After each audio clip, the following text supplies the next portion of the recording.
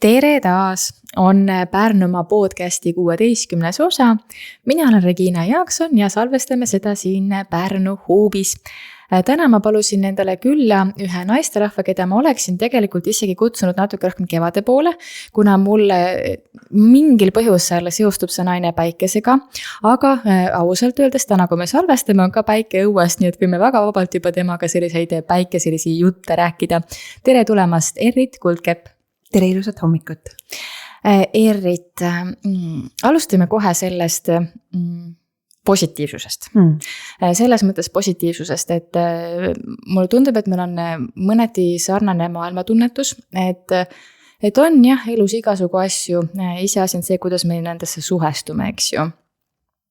Teisipidi ma kohati tunnen enda puhul, et see paneb endale nagu pinge peale, et kõik nagu eeldavad ja ootavadki, et sa oled kogu aeg optimistlik ja positiivne, eks ju. Kuidas sul selle tunnetusega lood on? Tead, ma arvan, et mida aeg edasi elus nii-öelda aasta-aastasse, ma olen endiselt veendunud, et kui sul on optimistlik elluvaade ja suhtumine, siis ka need keerulisemad ajad on lühemad, nad ei jäta sind puutumata, nad raputavad sind, aeg-ajalt on täpselt selline tunne, et elu viskab su nagu pesumasinasse, paneb pöörded täisvõimsusele, siis kui sa sealt niimoodi selle ukse uuesti lahti teed, sealt välja tuled, siis sa pead ennast uuesti sirgeks kloppima, nagu riideid me teeme, on ju, ja paneme kuivama ja siis näeme, et mis meist nüüd edasi saab. Aga ma arvan ikkagi, et kui see tuleneb tegelikult kogemusest, et ma olen olnud ka väga keerulistel hetkedel, sa vajud nii-öelda nagu must loor tuleb üle, vot see on väga kehva koht, kus olla.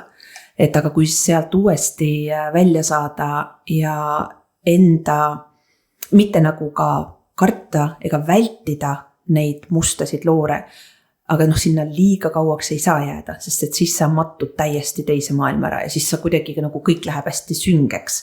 Et siis see on küll see koht, kus ma nagu olen ennast ise aidanud läbi enda vanade päevikute, et ma olen nad ette võtnud lihtsalt uuesti ja lugenud ja tuletanud meelde, et okei, loomulikult kõik on mööduv, et ma suudan ka erinevatele olukordadele vaadata vastu ka pigem selles mõttes, et okei, siit on midagi õppida. Väga kihvt idee, et vaadata vanu päevikuid, sest et aeg-ajalt on ikkagi elus neid keerulisemaid olukordi ja siis sa ju saad lugeda sealt, et aga ma tulin sellest kuidagi välja, on ju. See on ääretult oluline, mida me tihtipeale inimestena unustame või me pööra tähelepanu on see, et kui paljust me oleme läbi tulnud. Nagu igaüks meist üksikisikuna, me oleme nii palju suuremaid, väiksemaid sisemisi võitlusi läbi teinud, et kui meil oleks mahti korraks nagu endal otsa vaadata ja mõelda, et tegelikult supertublid, et me oleme tulnud nagu läbi erinevate olukordade ja me oleme alles siin, me oleme endiselt siin ja me endiselt toimetame igapäevaselt edasi, nii et jah. No üks asi on see, kui juba see must loor peal on, et ka see aeg tuleb läbi teha, lihtsalt nagu mitte tõesti nagu süüdasid sinna väga kauaks alla jääda, on ju. Jaa. Aga on ka väga palju selliseid igapäevaseid enesehoiupraktikaid, mis juba aitavad kuidagi ka ennetada või siis, kui see loor tuleb, et siis kergemini sellest läbi tulla, eks ju. Mis on sinu sellised mõnusad enesehoiupraktikad lisaks päevikule? On hommikul, ma olen väga 100% ma olen päikese ja hommiku inimene.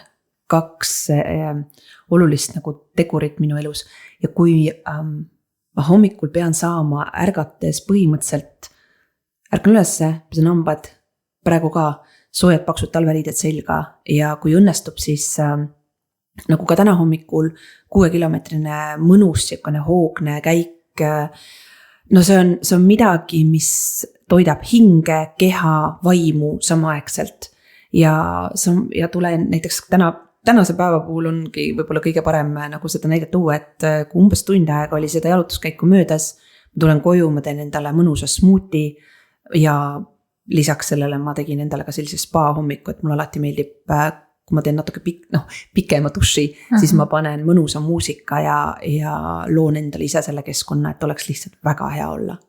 ehk et see startpäeval on hästi oluline. Jah, on. Ma mõtlen, et täna, kui me salvestame, oli hommikul vist mingi 18 külmakraadi.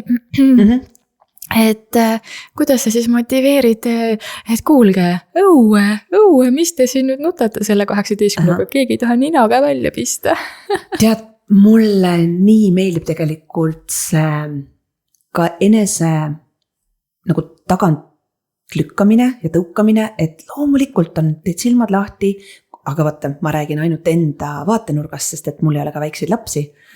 Mul on armas elukaaslane ja mul on tore kiisu, ehk siis mul on teised tingimused, küll aga võiksin täpselt samamoodi jääda lihtsalt lesima, on ka neid päevi, kui ma seda teen, aga tööpäevadel eriti on see, et ma ärkan selline nüüd taaskord uuesti 5:30 miski pärast ja ma ei tea, see tunne juba, kui sa hüppad voodist välja, pesed hambad ära, paned riided selga ja sa astud uksest välja. Sõõm värsket õhku. See on juba täpselt see, et sa tead, miks sa seda teed ja see on lihtsalt nii meeldiv, nagu nii meeldiv.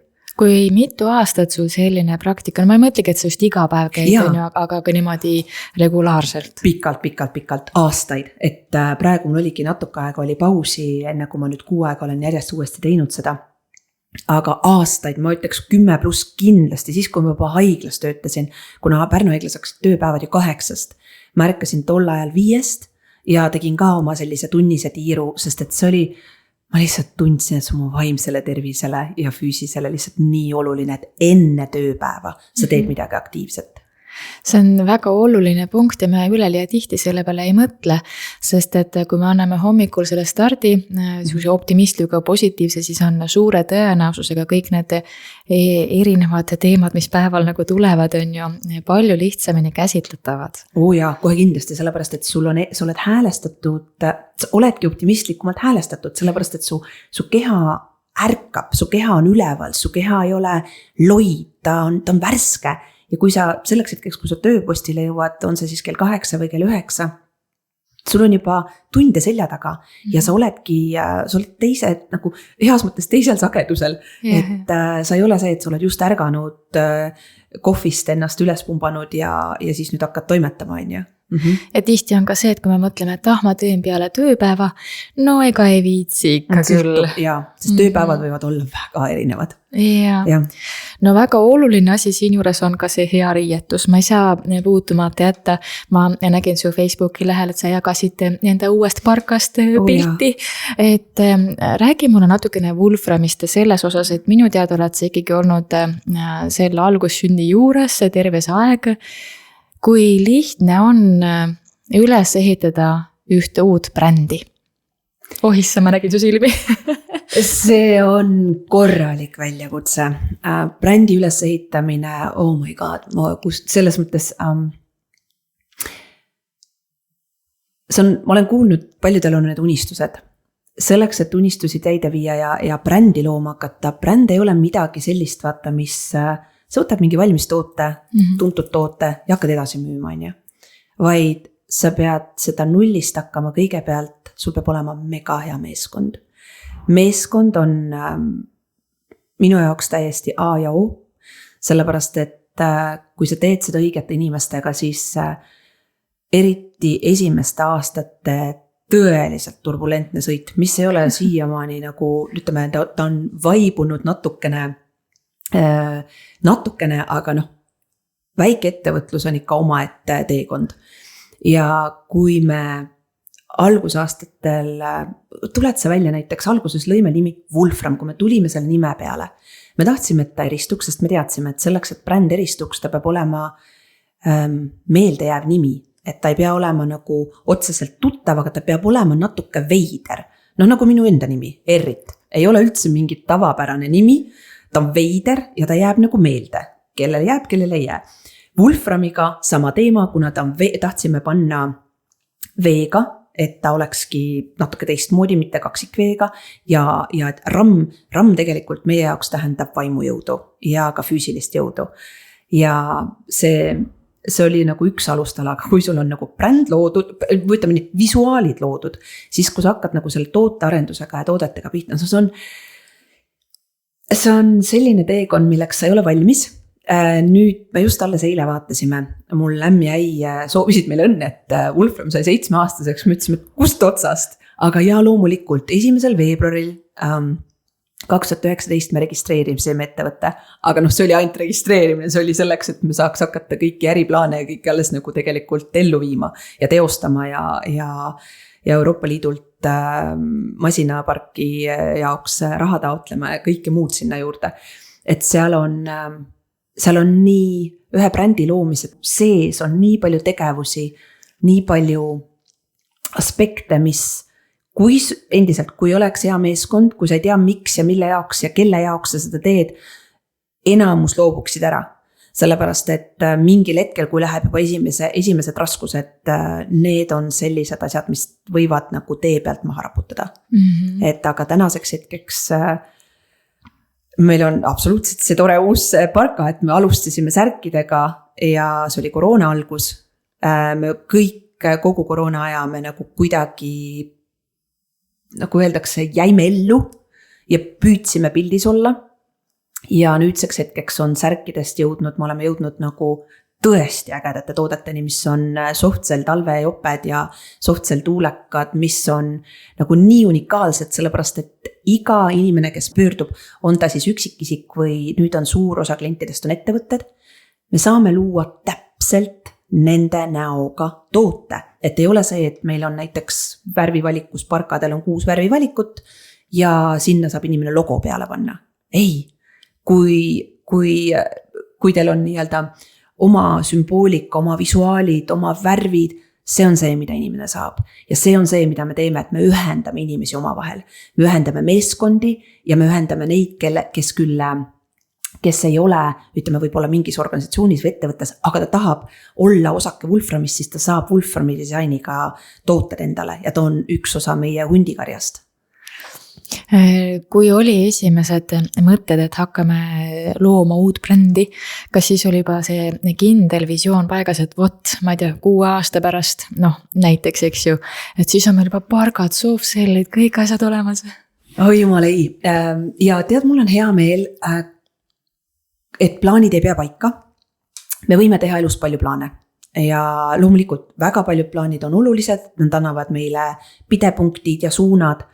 Aga minu arust parim näide on see, et meil oli äriplaan paigas ja 2020 oligi minust, 2019 me vaikselt alustasime aasta lõpus ja 2020 kevadel tuli ju koroona põhimõtteliselt meie Eesti uksest sisse nii-öelda, siis igasugune äriplaan, igasugused sinu tegevusplaanid. Meil olid alguses, kogu fookus oli tegelikult meil spordiriided. Spordiklubid, spordiriided. Tellimused olid juba tegelikult selline väga viisakas, ütleme arvestatav hulk tellimusi oli esitatud, kõik katkestati. Mida sa teed? Päriselt, mida sa teed? Kas sa paned uksed kinni? Sa just avasid need. Või sa nagu hakkad otsima muid variante ja siis me tega teadsime, et aga ettevõtted ei ole ju lõpetanud tegevust, et nad teevad siis Zoomi vahendusel, et nagu meil on vaja ettevõteteni jõuda. Ja mul ei olnud, tol hetkel meil ei olnud ka, vaata kõige keerulisem on teha väikese valikuga toodetega nii-öelda turundust, et inimesed saaksid aru, mida nad sult saavad. Mul oli üks ainuke dressikas, millega ma tegin kuid reklaame, sellepärast, et meil ei olnud nagu neid tellimusi veel niimoodi tulnud ja meil oli vaja nagu oh my god, kuidagi pildis püsida. Aga ometigi me hakkasime vaikselt jõudma ettevõteteni ja tänaseks hetkeks, ma arvan, ainult läbi keeruliste olukordade me oleme jõudnud järjest paremate toodeteni. Sellepärast, et mis iganes kriisid on olnud kangakriisid, on need olnud just täpselt, et kui sul on selline kriis, et sul pannaksegi spordiklubid kinni, su fookus on spordiklubid, siis sa pead leidma viise või siis ka tooteid, kuidas järelikult teise sihtgrupini jõuda, see peab olema väga paindlik. Mis paneb sellisel juhul ikkagi nagu edasi toimetama? Siis ütlesid samamoodi, et nii mõnigi ettevõte võiks mõelda, et just alustasime, ei, see ei ole meie tee. Mis oli see, mis teil siis nagu seda motivatsiooni üleval hoidis, et kas tõesti see tugev meeskond või see kindel visioon või see pime usk või mis asi see siis oli? Ma arvan, seal oli segu kõigest, seal oli pimedat usku, seal oli meeletut soovi sellest brändist midagi enamat teha ja luua ikkagi bränd, mis kannaks aastaid ja aastakümneid. Meie suurimad inspiratsioonid, vaatasime ka, et kõik need maailma tuntud brändid, on need Coca-Colad, on see Nike, on see mis iganes, siis ka nendel on olnud väga keerulisi aegu. Seega me ei anna alla ja meil oli pime usk, niisugune nagu vankumatu nagu kuidagi nagu rajal püsimise soov. Kuigi korduvalt need uksed on prõmmunud nagu heas mõttes, seal on olnud nagu kõik emotsioonid käivad üle. Aga sa ei anna alla, sa vaatad seda meeskonda, mõtled, et nagu meil on midagi erilist. Ja me, oi jumal, siin oleme igatahes vähemalt praeguseks hetkeks. Aga praegu, kas on juba hakatud nagu julgemalt visualiseerima tuleviku tooteid? Ikka, selles mõttes, et näiteks ka praegu, mille üle meil on nagu hästi hea meel, et see Softcell talveparka ja Softcell tuulekad on nii unikaalsed tooted. Ja just sellepärast, et inimene saab täpselt enda disainiga, täpselt enda mõõduga. Et meie jaoks ei ole keegi suur, keegi ei ole liiga väike. Saame täpselt vastavalt mõõtudele. Ja me näeme ka seda, et need on küll toote parameetrid on ühtepidi, aga samas kui palju me oleme praegu tagasisidet saanud nüüd, eriti viimase 3 aasta jooksul. Inimesed ütlevad, et saad aru, ma paistan silma, mul keegi tuli poes juurde, ütles, teil on nii äge parka ja tead, sa näed, et me tegelikult kõik vajame seda, et me oleksime märgatud ja kui Wolfram tooted, mida nad siiamaani on teinud, aitavad inimesel ka silmapaistev olla, nii et ta kuulub kuskile, ta on keegi, ta on märgatud, siis sellega on nagu ühtepidi väga suur osa meie nagu missioonist, mida me nagu tahame teha, on ka täidetud. Ja tootearenduse põhiselt meil on täiesti, ütleme, see on niisugune puht tehnoloogiline, aga meil on supervooder, nüüd meil on üks USA vooder, mida on USA sõjaväeriietel ja magamiskottides kasutatud 40 aasta jooksul, viimase 40 aasta jooksul. Tal on väga hea omadus mitte nagu tükki minna, ehk siis kui ta natuke hakkab vormi kaotama, pessu ja kui ta pesust välja tuleb, siis ta võtab oma algse vormi tagasi, ja tal on väga head nii-öelda siis soojapidavuse parameetrid, et ta on nii äge lisa ja pluss nüüd me saame ka sisevoodririidele täies mahus lasta inimesele sobiva disaini. Et see on nii äge ja see tunne, ma pean ütlema, see on nagu jumal äge Silver, kes üks meie meeskonnaliige, kes teeb ka kõik disainid. Ütles ka, et selle uue parka selga panek on nagu mugavasse diivanisse vajumine, sõna otseses mõttes ja seda ta on. Aga kui sa toid välja siin mingi väga ägeda uuenduse, mingisuguse, ma ei tea, tehnoloogilise võimekuse, mis on USAs kasutusel olnud 40 aastat juba, kuidas te selleni üldse jõudsite? Tead, elus on ikka nii, et see, kes otsib, see leiab. Et me otsisime, meil oli nagu siiani oli täiesti nagu arvestatav tegelikult vooder ja ta ei olnud üldse halb, ta oli tegelikult väga hea, aga me tundsime, et tahaks midagi enamat, tahaks midagi paremat. Ja ma hakkasin lihtsalt veebis otsima, et see maailm ongi, see kanga maailm on nii teine ja üldse selle riietega seotud maailm on nii teine, sest et keegi meist tegelikult eelnevalt ei ole ju selles valdkonnas töötanud, seega ühtselt ikkagi väga nullist ja nagu kes otsib, see leiab, ma ütlen ikkagi, et sul peab olema ikkagi mingi suund, mida sa soovid ja siis, kui sa hakkad otsima, et sa pead selleks ka midagi tegema, ja siis siin me oleme. Aga kui üks asi on otsida ja leida, teine asi on see, et kui sul on ikkagi mitte nii suured tootmismahud, siis kuidas see nagu tarnimine nii-öelda on, et kuidas see koostöö siis algas või lihtsalt kirjutas, et teate, me oleme see ja me vajame. Ja neil on üks ainuke vaheladu Euroopas ja mis on tegelikult selle puhul, mis teeb veel ägedaks on, et seda voodrit toodetakse ainult ühes tootmisüksuses osas. Et vaata, tihtipeale on see, et sul on nad osariikides on ju erinevad aga seal on konkreetse üks ja sama tootmine on toimunud 40 aastat ühes ja samas osariigis. Ja nüüd on see, et meil on Euroopa vahendaja ja siis temani me jõudsime, et tihtipeale ongi niimoodi, et siis sa kirjutadki ja sa ütledki, et sa ei ole suurtootja, sa ei ole mingi massi, sa ei tooda mahtu, aga kui palju põnevaid kontakte me oleme üldse saanud tänu sellele, et küll on kas pakendite osas või lukkude osas, kellega iganes me suhtleme, et ma räägin neile, aga mina vaatan hästi turundaja vaatenurgast ka. Seega mul on alati võimalus meid ka erinevat moodi pildile saada, nii et ma hästi lähtun turundaja nagu pilgu läbi, kui ma suhtlen inimestega ja kuidas ma suhtlen. See ikka nõuab päris palju julgust, et võtta ühendust, öelda tere, me ei toodagi palju, aga ma kindlalt tahan teie toodet saada. Kus kohast see julgus tuleb? Ma arvan, see tuleb elust enesest. Elu on õpetanud, mida ma olen õppinud, on tõepoolest, et meil on julgus, esiteks väga palju erinevaid vorme. Vaata, tihtipeale räägitakse, et julge inimene on nagu selline ja julgust näitab see, kui sa suudad, ma ei tea, kas enda eest seista või nii edasi. Aga ma olen õppinud, et julgust on nii erinevaid vorme tegelikult, et tõepoolest, et üks on tööelu, teine on eraelu ja see omakorda nagu jaotub tegelikult, et tihtipeale on see, et kui me oleme võib-olla julged, võib-olla räägime hästi inimlikult, et kui me oleme näiteks võib-olla mingit töökeskkonnas, me ei karda teha võib-olla mingit samme, aga töökeskkonnas näiteks me ei julge oma kolleegidele võib-olla midagi kas ausalt väljendada või ausalt öelda. Samm edasi on see, kui me ei julge, võib-olla me perekeskis võib-olla mingitel teemadel räägime, julgusest jääb vajaka ja mingid teemasid me üldse ei puuduta. Küll aga see on ülimalt oluline, et suhted oleksid terved ja läbipaistvad. Ma pole kunagi julguse peale niimoodi erinevates kategooriates mõelnudki. See on kihvt asi, mille peale korra peatuda. Elu on ise nagu väga hästi mulle nagu näidanud just täpselt seda aspekti, et julgusel on nii mitu erinevat tahku.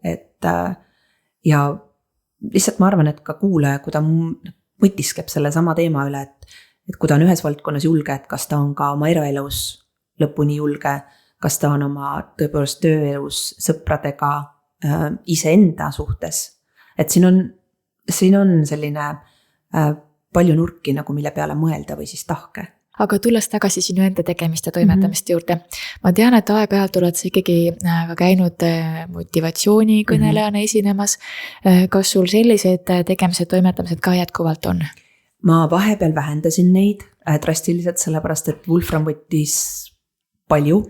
Endiselt õnneks võtab, mis on väga hea, sellepärast et ta viib kokku ka nii põnevate erinevate inimestega. Ta ka viib nende inimestega, kes sulle väga palju õpetavad ka enda ja oma meeskonna eest seisma. Ja siis on muidugi, ütleme 90% rohkem, isegi 95% on muidugi täiesti imetabased inimesed, väga erinevatest valdkondadest, kes meeletult inspireerivad.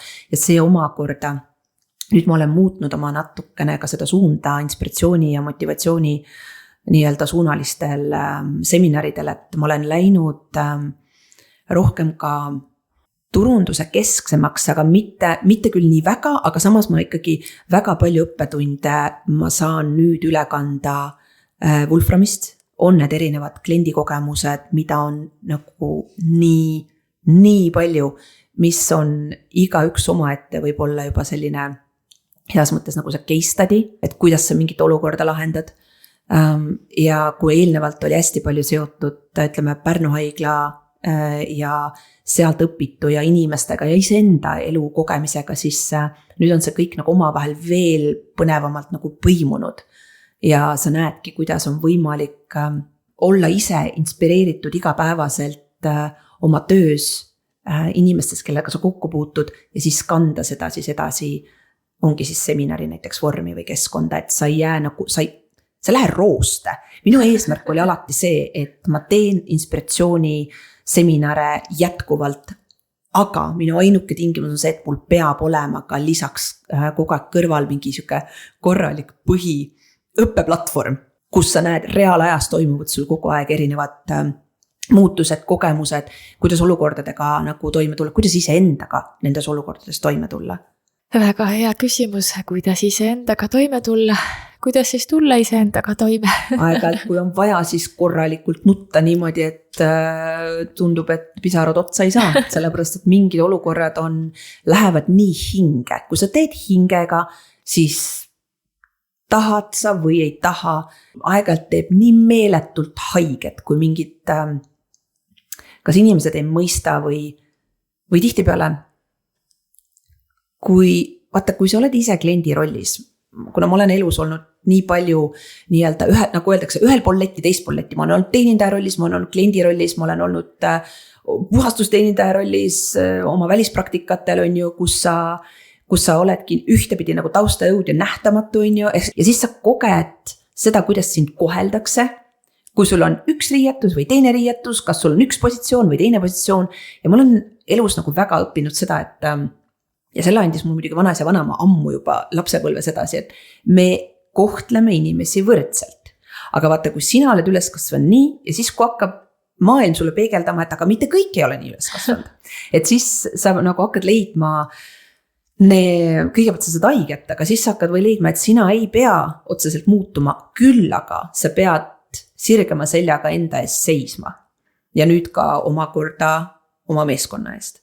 Aga see enesehoidmise teema ja on endiselt, et tõepoolest, kui on mingid tunded, emotsioonid, siis oma meeskonnas näiteks me elame need välja, me jagame need ära. Kui on olnud ka väga näiteks raskeid kliente, no tõesti raskeid kliente, sest seda on igas valdkonnas, siis sa jagad seda meeskonnaga. Aeg-ajalt on täpselt nii, et sind aetakse nagu nii viimasele piirile, et sa ei hakka ju kedagi riidlema, kõik on täiskasvanud inimesed, aga sa pead endast nagu saama need emotsioonid välja ja tegelikult see on aegade algusest väga õigesti öeldud, et esiteks sa ei vasta kunagi kirjale on ju emotsiooni pealt, sa ei vasta kõnele emotsiooni pealt, sa võtad selle aja ja sa korraks taandud. Ja see on täpselt samamoodi näiteks nagu, miks me peame vahepeal ära käima näiteks oma kodulinnast või oma riigist.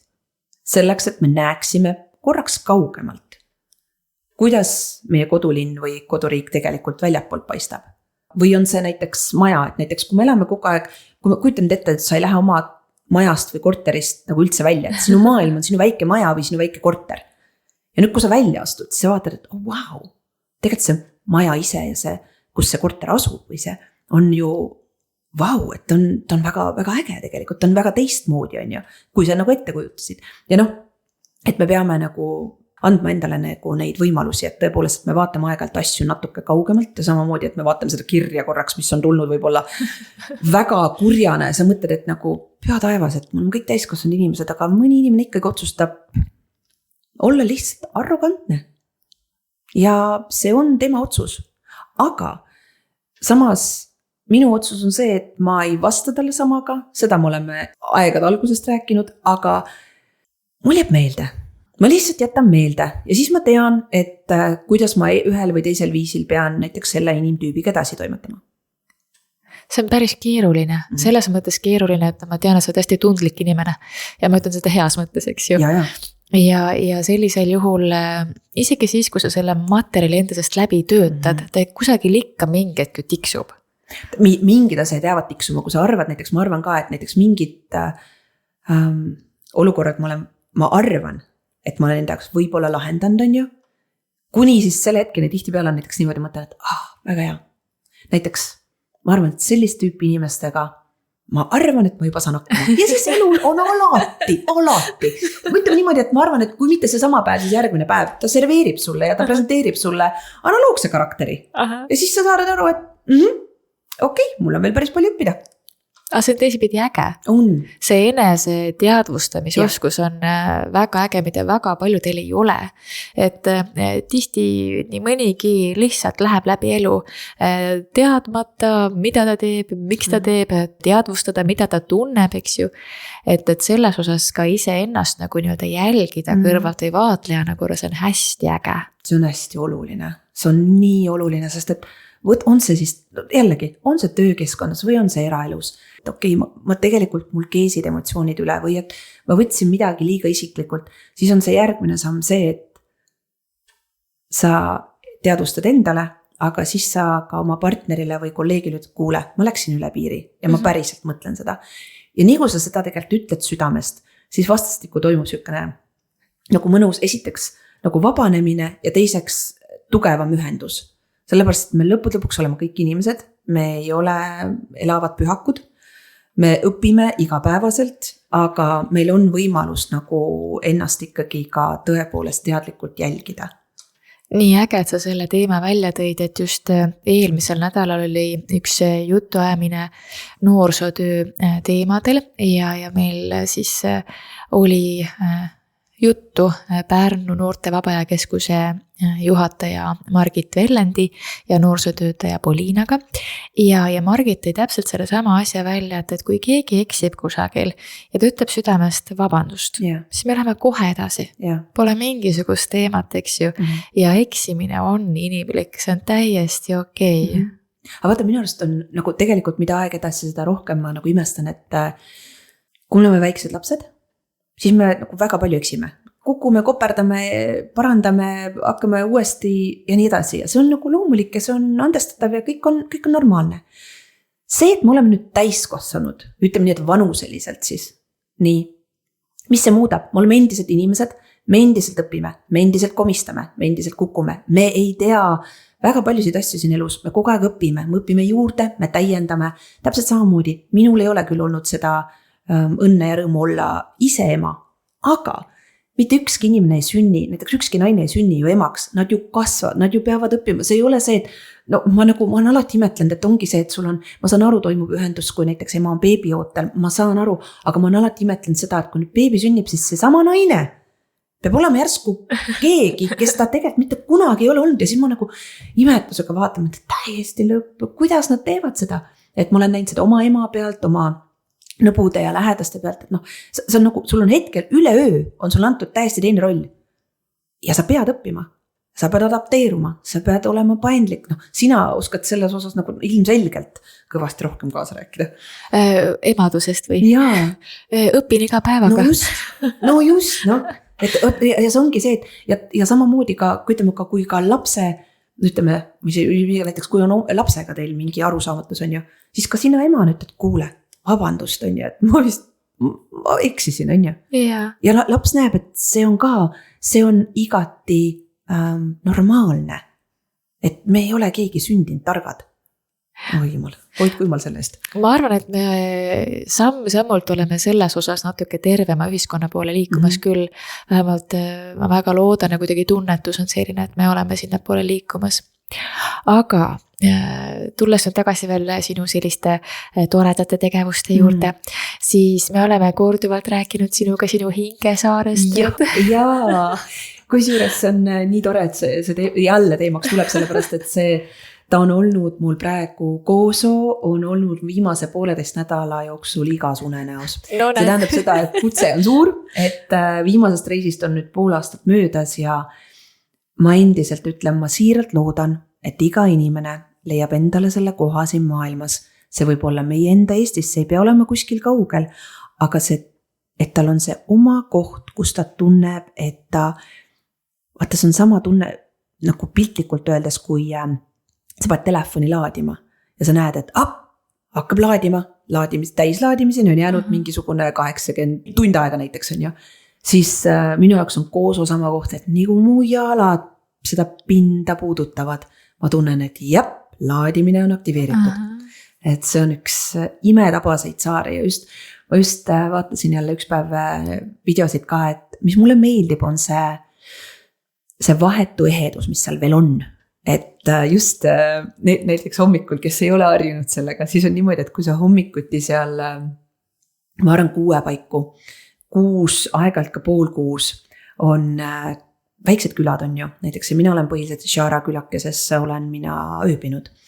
Ja siis kõigepealt siis, kui sa kuuled, hommikul tuleb signaalitamine ja siis on mingi ja siis tegelikult jälle signaalitamine siis tegelikult on see, et värske kala on tulnud ja siis nad käivad külast külla ja siis ongi nad kõva häälega annavad sellest teada, mitte telefoni teel on ju nii öelda, mitte ka kuulutuste teel, sest on nii väike village, siis küla. Ja siis niimoodi rahvast tuleb õue, tulevad prouakesed, tulevad härrad, võtavad selle värske kala, ostavad sealt ja see on nii äge. Ma räägin, sellest ongi, aga igal ühel on see oma koht, aga minu jaoks on see kooso. Kuidas sa selle avastasid? Selles mõttes, et sa ju kohe ei teadnud sinna minnes, et Malta kooso ongi minu koht. Kuidas sa avastasid? Pigem see oli, ma olin tol hetkel Pärnu haiglas tööle läinud, see oli 2013 aasta. Ma olin eelnevalt harjunud, et ma iga aasta, kui ma kolledžis töötasin, ma käisin välispraktikatel ja ma olin nagu väga tegelikult murtud südamest, et kas mul nüüd nagu sellised praktilised kogemused seda nagu on nüüd läbi saanud, et ma nagu niimoodi saaksin neid omandada, et noh, praktikate käigus oli alati hästi põnev, olid need 5 tärni hotellid Tenerifel või Villa Vitas Portugalis. Need on nii rikastavad ja siis ma olin magistriõppes tol ajal ka ja ma hakkasin ennast lihtsalt, ma hakkasin otsima kohti, kuhu võiks minna vabatahtlikuks. Ja noh, pika otsingu käigus jõudsin siis ühe toreda leheni, mille kaudu ma saatsin välja väga palju sooviavaldusi ja ma teadsin seda, et ma tahan minna võtta puhkus haiglast välja, noh, nii-öelda põhipuhkus ja siis selleks ajaks lihtsalt minna kuskile ja siis mulle kirjutati Kooso saarelt, ma polnud elu sees päriselt kuulnud, ma teadsin Maltast, ma ei teadnud Koosost mitte midagi. Ja kui ma sinna läksin, mul oli 0 ootust ja tihtipeale see juhtubki nii, sul on 0 ootust ja ma mäletan, kui ma sealt ära tulin, siis ma sain aru, et mingi väga suur osa minust jäi sinna ja ma nagu mõtlesin, et ei, okei, et no ma võib-olla lähen järgmine aasta tagasi, noh 2013 ma alustasin, ma arvan, et praeguseks hetkeks meil on 2026 juba, aga ma olen seal käinud 20+ korda. Ja iga kord, see on hästi huvitav. Me ei pea ootama, et teised meid mõistaksid, kui me ise ennast mõistame, miks me midagi teeme. Ja aastaid on küsitud, jälle sa lähed Koosole. Ma olen nagu nüüdseks juba, et jaa, lähen küll. Et sellepärast, et Koosoga on alati see, et kui ma ära lähen, ma panen pausi ja kui ma tagasi lähen, ma vajutan uuesti nagu seda play nuppu. Nagu see heas mõttes see lugu jätkub. Kui sa ütled, et sa oled seal juba 20 korda käinud, kas sa nagu oled terve saare läbi käinud või see ongi see üks koht, mis sind nagu tõmbab nii-öelda? Terve saare. Ma alati käin sellel saarel 25-30 kilomeetrit päevas umbes. Ja see ongi minu jaoks hästi ka meditatiivne olnud alati. Ja noh, vaata, iga asi on millekski mega hea, et nagu mulle meeldib see ütlus, et armastus ja pakilised soovid annavad hingele tiivad jõudmaks suurte tegudeni. Ütle uuesti, see oli väga hea lause. Armastus ja pakilised soovid annavad hingele tiivad jõudmaks suurte tegudeni. Goethe oli see, kes seda ütles. Ja no ilma Koosota ei oleks ma ju olnud üks osa Malta ja Eesti, tähistati Malta ja Eesti nii-öelda 30 aasta koostööd. See oli nüüd 2022 äkki, kui ma nüüd ei eksi. Tallinnas on ju. Presidendid olid ju kohal ja oli fotonäitus ja seal oli ju minu enda 11 tööd. See kogemus ja ma sain aru, see on, kuna mul see ütlus, mida ma hetk tagasi ütlesin, on mul ammu olnud kapi ääre peal. Ja vaata, see on see hetk, kui sa pead ennast nagu näpistama, et kas see päriselt on päris, et kui me olime Rotermannis seal Galeria Cafees, kus olid mõned minutit veel jäänud, meil oli näitus ammu ju üleval, me ise panime veel näitus üles, sest seal oli 11 minu tööd ja üle 40 Malta fotograafi töö ja minu fotod olid keskendunud ainult Koosole, teised Maltale. Ja kui sa seisad seal enne kui külalised sisse lastakse, see on üks turvatuim ruum, sest nii Malta kui Eesti president oli ju tulemas. Ma ei ole olnud nagu sellises olukorras mitte kunagi varem ja siis sa saad aru, et unistama peab julgema teha enda samme, enda hääle järgi ja täiesti tegelikult maagilised asjad juhtuvad pealt näha maagilised, sest see ei olnud see koht, kus mul oleks olnud mingi onupoja poliitika, et ma näiteks ostan ennast kuskile sisse või et kuna mul on keegi tuttav, siis sellepärast, see oli sellepärast, et ma armastan Koosot ja siis see sõnum levis. Kõigepealt siis Aku Soreninile, kes on ju Sorenini büroo omanik ja asutaja ja ka Malta aukonsul Eestis ja siis ka sealt edasi, nii et selles mõttes tegelikult ma räägin, miks me peame alati vaatama ka mingitele oma tegudele tagasi või mingitele olukordadele, et imelised asjad on tegelikult meil juhtunud. Me lihtsalt ise peame neid nagu märkama, nende tähtsust enda jaoks nagu määrama ja siis sellest olema tegelikult ka edaspidi innustunud, et igasugused asjad on võimalikud. Unistamisest. Yeah. Kui palju sa tänapäeval teadlikult unistad? Ma arvan, et päris palju. Sellepärast, et ma väga usun sellesse, et olenemata sellest, et me kasvame vanuseliselt, kogu aeg oleme nagu mida täiskasvanumaks saame, seda, ma ei tea, seda realistlikema asju me peame tegema. Aga mulle meeldib nagu see osa ka elust, et unistama peab ja unistama peab päris suurelt ja unistama peab niimoodi, et sul endal kananahk jookseb ka üle selja, kui sa mõtled, et nagu kuidas sihuke asi võiks olla võimalik, on ju. Et ja mida rohkem sa suudad seda nagu tunnetada, korraks selle tunde kätte saada. Ma arvan, siis on juba see, kus see seeme korralikult pannakse maasse. See on nii äge mõte, sellega võtame täna kokku.